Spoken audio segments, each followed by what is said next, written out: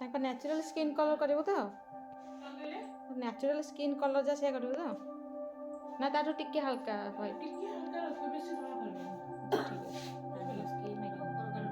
ଆପଣ ମାନେ ଶୁଣିପାରୁଥିବେ ମୋ କ୍ଲାଏଣ୍ଟଙ୍କର କ'ଣ ଫରମାଇଶ ଥିଲା ତ ତାଙ୍କ ଫରମାଇଶ ଥିଲା ତାଙ୍କ ସ୍କିନ୍ ୱାଇଜ୍ ଟିକେ ଲାଇଟଲି ଏଭବ୍ କଲର୍ ରଖିବା ପାଇଁ। ତ ତାଙ୍କ ସ୍କିନ୍ର ସବୁ ପ୍ରୋବ୍ଲେମ୍ ତ ଆପଣମାନେ ଦେଖିଲେ ବହୁତ ସାରା ପ୍ରୋବ୍ଲେମ୍ ତାଙ୍କ ସ୍କିନ୍ରେ ଅଛି, କିନ୍ତୁ ଆମେ ତାକୁ ସବୁ ବଢ଼ିଆ ଭାବରେ ହାଇଡ଼୍ କରିନେବା। ତ ମୁଁ ଫାଷ୍ଟ ତାଙ୍କ ଫେସ୍କୁ କରିଥିଲି ଭଲ ଭାବରେ କ୍ଲିନ୍। ତ ଆମର ଫାଷ୍ଟ ଷ୍ଟେପ୍ ହେଉଛି ଭଲ ଭାବରେ ସ୍କିନ୍କୁ କ୍ଲିନ୍ କରିବା। ତ ମୁଁ ସବୁବେଳେ କହେ କି ମୋ ଭିଡ଼ିଓରେ ମୁଁ ସବୁବେଳେ ମୋର CTM ପ୍ରୋସେସ୍ଟାକୁ ମୁଁ ବଢ଼ିଆ ଭାବରେ ପୁରା କାଟି ଦେଇଥାଏ, କାରଣ ମୁଁ CTM ପ୍ରୋସେସ୍ରେ କ'ଣ ୟୁଜ୍ କରେ ଏଇଟା ମୁଁ ଜଣାଏନି ଆଧିରେ, କିନ୍ତୁ ମୁଁ ଆଧିରେ ମୁଁ କହିଦେଉଛି ମୁଁ ଆପଣଙ୍କୁ କି ଆଧିରେ ମୁଁ ରିକୋଡ଼୍ର ସବୁଯାକ ପ୍ରଡ଼କ୍ଟ ୟୁଜ୍ କରିଛି। ତ ସ୍କିନ୍ ପ୍ରୋସେସ୍ ଯାହା ସବୁ ରହିଛି ମୁଁ କ୍ଲିନଜିଂ, ଟୋନିଂ ଆଣ୍ଡ ମଶ୍ଚରାଇଜିଂ, ତ ମୁଁ ଏଠି ରିକୋଡ଼୍ ୟୁଜ୍ କରିଥିଲି। ତ ଭଲ ଭାବରେ ପୁରା ବଢ଼ିଆ ସେ ସ୍କିନ୍ ପ୍ରିପାରେସନ୍ ସରିଲା ପରେ ମୁଁ ଆଇବ୍ରୋ ଷ୍ଟାର୍ଟ କରିଥିଲି। ତ ସ୍କିନ୍ ପ୍ରିପାରେସନ୍ ନିହାତି ଭାବରେ ଅତି କମ୍ଟା ହେଉଛି 15ରୁ 20 ମିନିଟ୍ ପରିକା ଲାଗିଯିବ ଏତିକ କାମ କରିବାକୁ। ତ ଯେତେ ହାତ ସ୍ପିଡ଼ି କଲେ ବି ତା'ର time process time by time ରହିଥାଏ।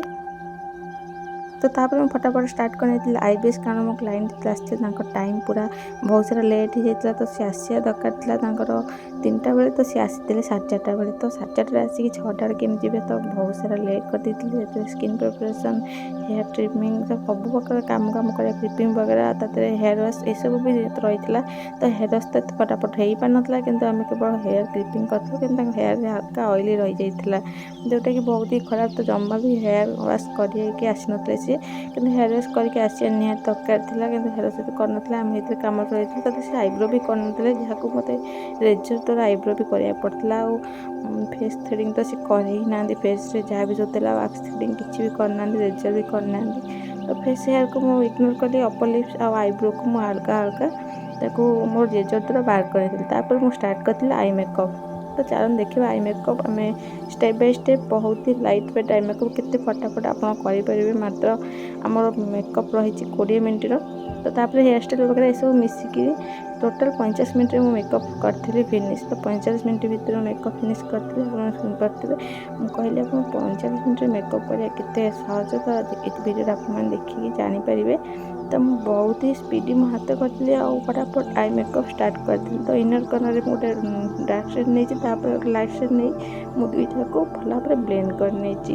ମିଡ଼ିଲ୍ରେ ମୁଁ ଗୋଟେ ଗୋଲ୍ଡେନ୍ କଲର୍ ସିମର୍ ଦେବି, ଯେଉଁଟାକି ହାଲକା ଗ୍ଲିଟର ଲୁକ୍ ରହିବ। ତ ଗ୍ଲିଟର ମୁଁ ଦେଇନି, ଗ୍ଲିଟର ଲୁକ୍ କେବଳ ରହିବ। ଗ୍ଲିଟର ଆପଣ ଚାହିଁଲେ ଟିକେ ଦେଇ ବି ପାରିବେ, କିନ୍ତୁ ମୁଁ ସିମର୍ ଲୁକ୍ କରିଛି। ବହୁତ ହି ଫଟାଫଟ ସିମର୍ ଲୁକ୍ରେ ଆଇ ମେକଅପ୍ ଆପଣ କରିପାରିବେ।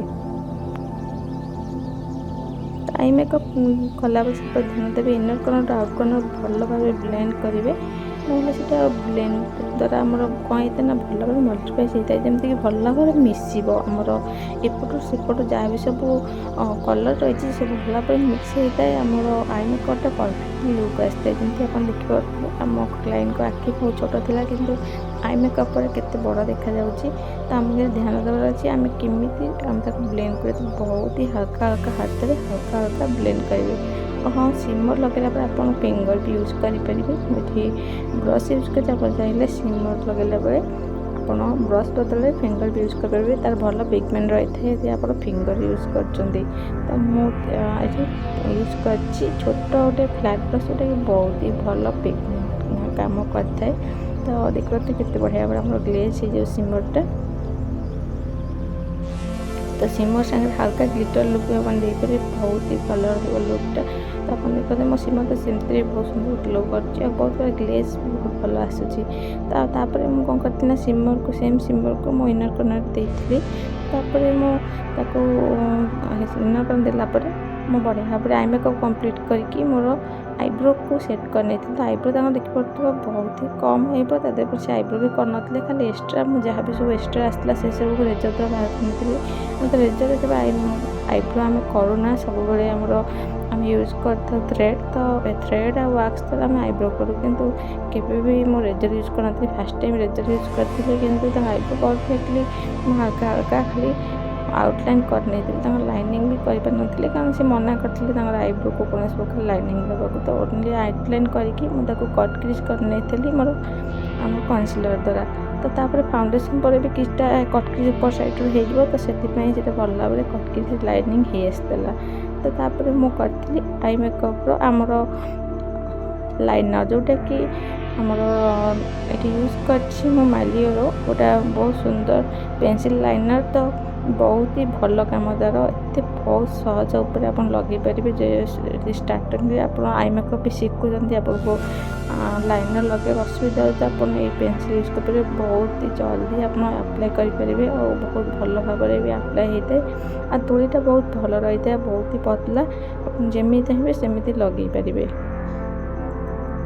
ତାପରେ ମୁଁ ହାଲକା ହାଲକା ଆଇବ୍ରୋ କଲି କରିଥିଲି ଆମ କର୍ଲି ମେସିନ୍ରେ। ତାପରେ ମୁଁ ଲଗାଇ ନେଇଥିଲି ମସ୍କରା। ତ କର୍ଲି କରିବାକୁ ନିହାତି ଦରକାର, ହଁ ନିଶ୍ଚୟ, କାହିଁକି ନା ଆପଣ କର୍ଲି କଲେ ଆପଣଙ୍କ ମସ୍କରାଟା ଲଗାଇବେ, ସେଇଟା ବହୁତ ହି ଭଲ ଭାବରେ ଆପଣଙ୍କୁ ଭଲସେ ଦେଖାଯିବ, ଲାଗିବ ଯେମିତି ଆପଣ କୌଣସି ପ୍ରକାର ଗୋଟେ ଲାସେସ୍ ୟୁଜ୍ କରୁଛନ୍ତି, କିନ୍ତୁ ଲାସେସ୍ ୟୁଜ୍ ହେଇନଥିବ, ଓନ୍ଲି ଆପଣ କର୍ଲି କରିଦେବେ ହେୟାରକୁ, ଯେଉଁଟାକି ବହୁତ ଭଲ ଭାବରେ ଦେଖାଯାଇଥାଏ। ତ ଦେଖିବ ତ କେତେ ବଢ଼ିଆ ଭାବରେ ଆମର ପୁରା ଭଲ ଭାବରେ ଦେଖା ବି ଯାଉଛି ମସ୍କରା ଲଗାଇବା ଦ୍ୱାରା।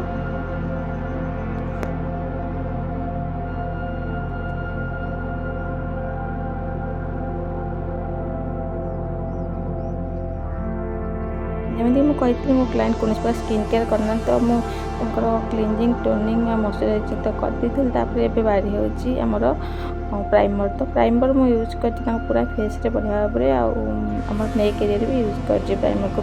ତାପରେ ମୁଁ ଫିଙ୍ଗର୍ ଦ୍ୱାରା ତାକୁ ଭଲ ଭାବରେ ମିକ୍ସ କରିନେଇଛି ପୁରା ଫେସ୍ରେ। ତ ଫିଙ୍ଗର୍ ଆପଣ ୟୁଜ୍ କରିପାରିବେ, ଚାହିଁଲେ ବ୍ରସ୍ ବି ୟୁଜ୍ କରିପାରିବେ ପ୍ରାଇମର୍ ଆପ୍ଲାଏ ବେଳେ।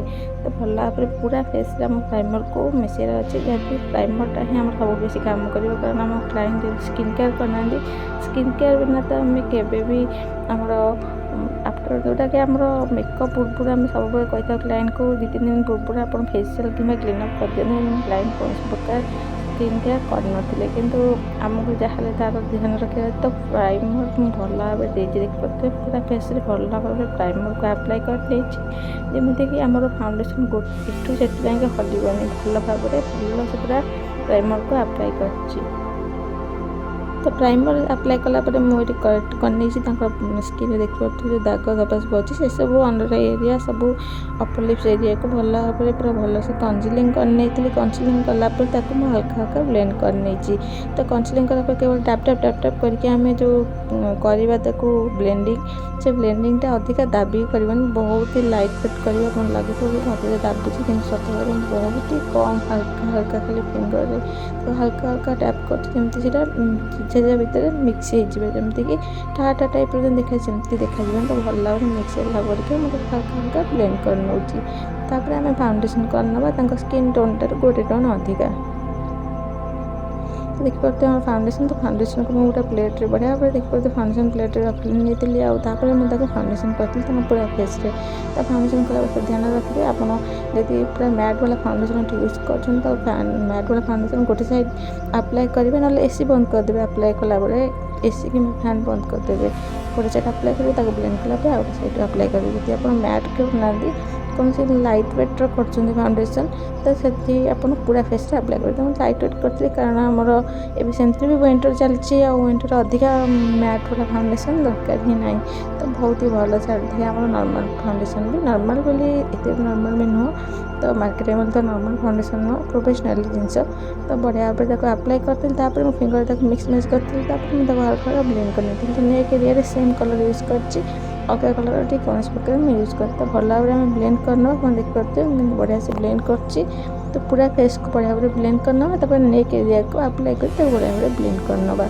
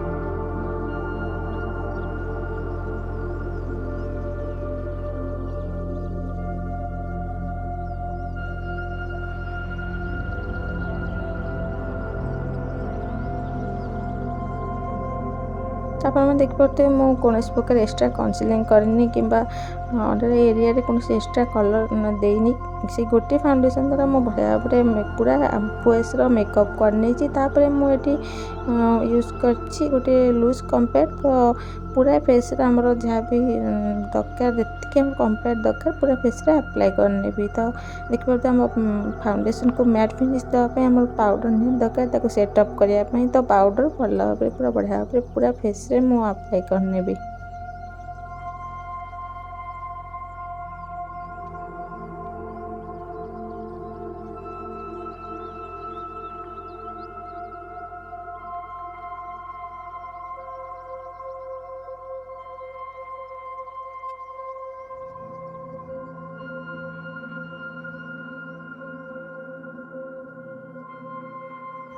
तो तापर आम कौन करना हाइलाइट करना तो हाइलाइट आप कंट्रोल कलापर ब्लशर लगला भी करेंगे। तो मुझे फास्ट हाइलाइट करनी तो पूरा टी जोन आम चीन एरिया सब बढ़िया भाव हाइलाइट करनी तो फोrehead एत सार्प भी नाला एत उंचा भी नाला तो लाइट था जेहतु मु मिडिल और टू साइड्रे भी देती अपर लिप्स लोअर लिप्स भी अप्लाई करी नोज एरिया बढ़िया भाव अप्लाई कर आमर हाइलाइटर तापर आम यूज कर अपर लिप एरिया आमर लिप लाइनर तो लिप लाइनर मुझे यूज कर फैशन कलर बहुत भल काम दर तो देखिपे आम बहुत ही म्यूट सेड जोटा कि बढ़िया भाव मुझे लिप लाइनिंग करी मुझे भावी म्यूट सेड लिपस्टिक देवी कि शाढ़ी कलर था रेड तो रेड कलर सहित लिपस्टिक कलर मैच करनी भल लगे तो बहुत ही डल हो फेस मेकअपटा से मुझे पुणी डिसाइड करी कि नहीं रेड कलर लिपस्टिक फेस देदेवी तो मुझे रेड कलर लिपस्टिक यूज कर रेड कलर तो बहुत ही भल काम पूरा वेलवेट टचअप आप चाहिए ये लिपस्टिक को निश्चय ट्राए करेंगे आ प्राइस भी बहुत ही मिनिमम प्राइस आसी जाऊँ 700 800 भितर आसी जाऊँगी भल प्राइस भी रोचे पूरा वेलवेट टचअप दूसरी आपको लिप के भी सुखा सुखा फिल हेनी आपन को आ खाइला बेले तो जमा भी छाड़बनी कि एमती ठा ठा जो फाटला टाइप हो जाए लिपस्टिक शुखिला शुखिला हो जाए ड्राई वाला लिपस्टिक सेमती भी लुक करना था बहुत ही भल शार्प लुक दे थाए तो यहाँ आप भल भाव ट्राए थे निश्चय करनी।